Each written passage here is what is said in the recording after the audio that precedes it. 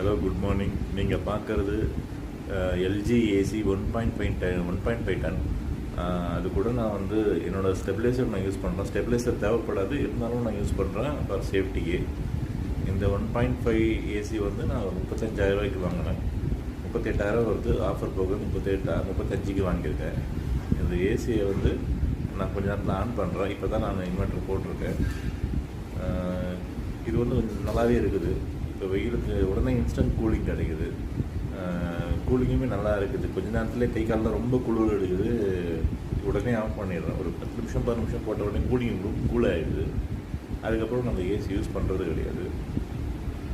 வெயில் நாளில் கொஞ்சம் நேரம் போடுவோம், மற்றபடி யூஸ் பண்ணுறது கிடையாது. அதேமாதிரி மந்த்லி இது வந்து நான் இப்போ செக் பண்ணணும். இப்போ தான் வாங்கியிருக்கேன். ஸோ எவ்வளோ வருதுன்றது நான் அப்புறமா சொல்கிறேன், எவ்வளோ கரண்ட் பில் ஆகுதுன்றது. ஆனால் ஏசி ரொம்பவே நல்லா இருக்குது. நான் ரொம்ப எல்லா கடையிலையும் தேடி பார்த்துட்டு ஒரு 10 ஏசி பிராண்டுன்னு பார்த்தேன். நான் எல்லாத்தையும் பார்த்துட்டு தான் இப்போ எல்ஜிக்கு வந்தேன். எல்ஜி இல்லை டைக்கின் தான் என் சாய்ஸ் வந்தது. டைக்கின் வந்து கொஞ்சம் சின்னதாக இருந்தது, எல்ஜி கொஞ்சம் பெருசாகவும் இருந்தது, ரேட்டும் ஓகேவாக இருந்தது. இதை டைக்கின் பார்க்குறப்போ எல்ஜி வந்து ஒரு 3000 கம்மியாகவே இருந்தது.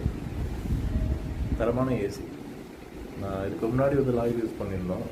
லாய்டுக்கு முன்னாடி வேர்ல்பூல் வச்சுருந்தோம். எல்லாத்துக்கும் கம்பேர் பண்ணக்குள்ள எல்ஜி கொஞ்சம் நல்லாவே இருந்தது. அதனால் நான் என்னோடய ஃபஸ்ட்டு வீடியோ எலக்ட்ரானிக் டிவைசஸில் ஃபஸ்ட்டு வீடியோ. லைக் பண்ணுங்கள், சப்ஸ்கிரைப் பண்ணுங்கள், ஷேர் பண்ணுங்கள்.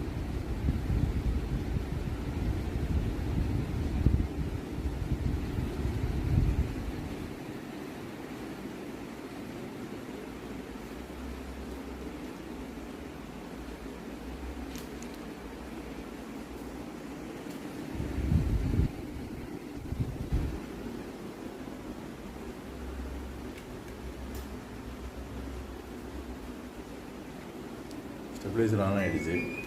ஏசி வந்து டைரக்ட் கூல். இது வந்து நான் அட்ஜஸ்ட் பண்ணி காமிக்கிறேன்.